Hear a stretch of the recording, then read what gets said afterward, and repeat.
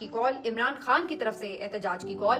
और इस एहतजाज की कॉल को आज कैसा रिस्पांस मिला है, अभी तक जब मैं ये वीडियो रिकॉर्ड कर रही हूँ आधा दिन गुजर चुका है और अब प्लान जो है वो बड़े तरीके से वाज़ेह तौर पर नजर आ रहा है कि आज पाकिस्तान तहरीक इंसाफ का प्लान क्या था। मैं आपको इसकी पूरी अंडरस्टैंडिंग भी देती हूँ, आज के अभी तक के वाकयात के ऊपर भी आपको अपडेट करते हैं और इसके साथ साथ आपको बताते हैं कि जनाब शेख वकास अकरम साहब की सीट के ऊपर भी लगता है कि नजर पड़ चुकी है कि इनको भी किसी तरह से डी सीट करना है। क्या चल रहा है जी आगे पीछे सब इस पे आपको अभी एक्सप्लेन करते हैं। आपसे रिक्वेस्ट है कि चैनल को सब्सक्राइब कर लें अगर अभी तक सब्सक्राइब नहीं किया। तो जनाब भरपूर किस्म का आगाज हुआ आज पाकिस्तान तहरीक इंसाफ की तरफ से एहतजाज की कॉल के हवाले से।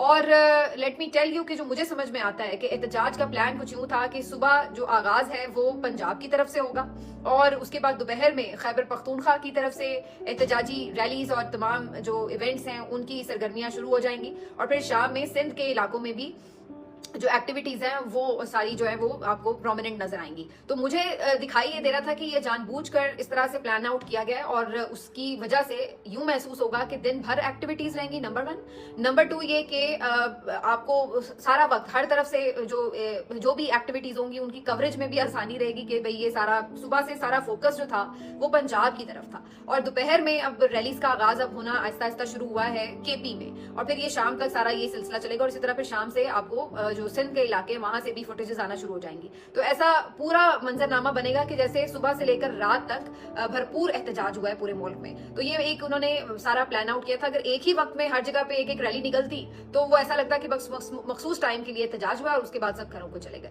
लेकिन इस तरीके से हुआ ये कि ऐसा लग रहा है कि दिन भर एहतजाज होता रहा है और मुख्तलिफ इलाकों में मुख्तलिफ टाइमिंग्स की वजह से ओवरऑल सारा दिन ही ऐसा लग रहा है कि ऑक्यूपाइड हुआ है। तो ये एक मुझे तो समझ में आ रहा है कि पाकिस्तान तहरीक इंसाफ की स्ट्रेटजी है कि इस तरह से इन्होंने आहिस्ता आहिस्ता मुख्तलिफ इलाकों में रैलीज निकाली। पंजाब में इसलिए भी इंटरेस्टिंग रहा सुबह सुबह का आगाज के रात भर बहुत जबरदस्त क्रैकडाउन था और पुलिस की तरफ से पीटीआई के मुतादिद कारकुनों को गिरफ्तार किया गया, छापे मारे गए, ओहदेदारान के घरों पे छापे मारे गए और बहुत ही ब्रूटल किस्म की कुछ खवातीन के साथ जो वाकयात पेश आए वो भी हमने देखे। मिसाल के तौर पर एक चकवाल से खबर ये आई कि एक रहनुमा के घर पर इन्होंने छापा मारा, वो मौजूद नहीं थे तो 12 साल इवन बच्ची को डराया धमकाया गया और कहा गया कि अगर आपके वालिद नहीं आते, आप उन्हें नहीं बुलाती तो हम आपको उठा कर ले जाएंगे। अब आप इमेजिन करें कि इन्होंने किस लेवल की फस्तायत की हुई है कि इनके सामने कोई खातून, कोई बच्ची, कोई चीज, कोई बुजुर्ग मायने नहीं रखता है कि आप अपनी तमाम अखलाकी अकदार को पसे पुश्त डालकर और आप बस जो आपके अंदर एक खौफ और गुस्सा और जुनून चढ़ा हुआ है कि जी हमने बस इनको कुचल डालना है, उसके तहत आप एक नफ्सियाती मरीज की तरह रिएक्ट कर रहे हो।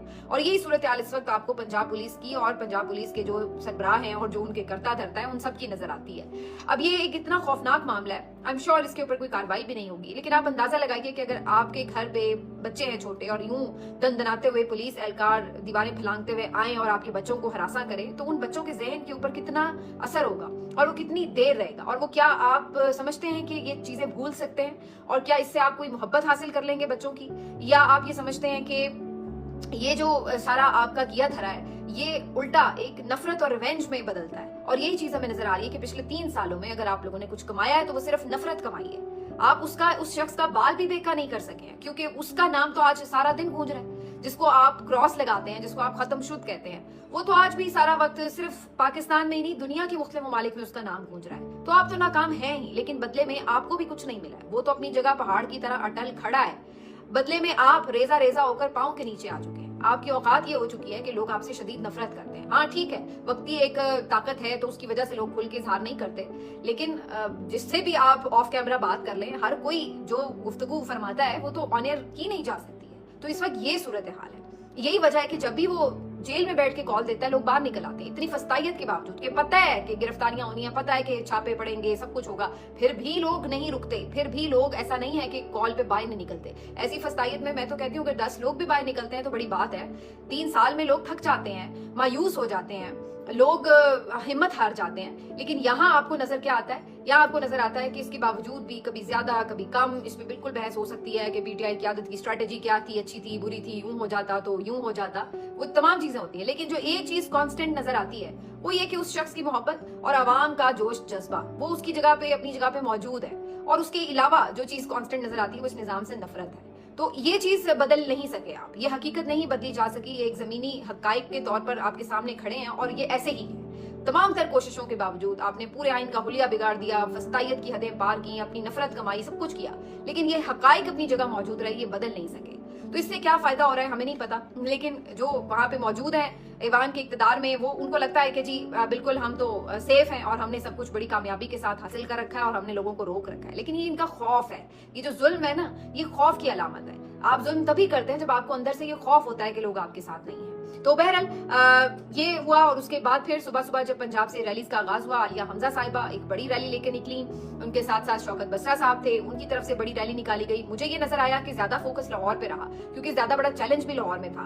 बाकी छोटे बड़े शहरों में लोग निकल भी आते हैं, रैलीज निकाल के खत्म भी हो जाती हैं, तो उसका जाहिर है हर जगह का अपना इम्पैक्ट तो होता है। लेकिन चूंकि लाहौर पे मरियम नवाज साहिबा की गिरफ्त इस तरह की है और सबसे ज्यादा यहाँ पे सख्ती की जाती है, तो यहाँ पे ही पीटीआई ने इसको चैलेंज करने का सोचा और बजाहिर ये नजर आया कि बहुत से दीगर जो इलाकों के लोग हैं उन्होंने भी आकर इवन लाहौर में रैलीज को कंडक्ट किया। तो उन्होंने ये बताया कि जी हम आपके सूबे में जहां आपकी एक गैर कानूनी हुकूमत है, जहां आपकी एक जाबिराना हुकूमत है, उसके अंदर बैठकर भी आपको चैलेंज कर सकते हैं। इन्होंने ईवान अदल के बाहर एजाज भुट्टर साहब जो हैं उन्होंने और उनके साथ साथ इंतजार पंजोता साहब ने वकला को मोबिलाइज किया और वहां पे लोगों को निकाला। फिर इसी तरह से ये जो इनकी तरफ से जो परवेज इलाही साहब की हमशीरा है उनकी तरफ से भी लाहौर ही में रैली निकाली गई। इसी तरह से तैयबा राजा और बाकी ये लोग ये भी इस तरफ लाहौर में आज नजर आए रैली निकालते हुए।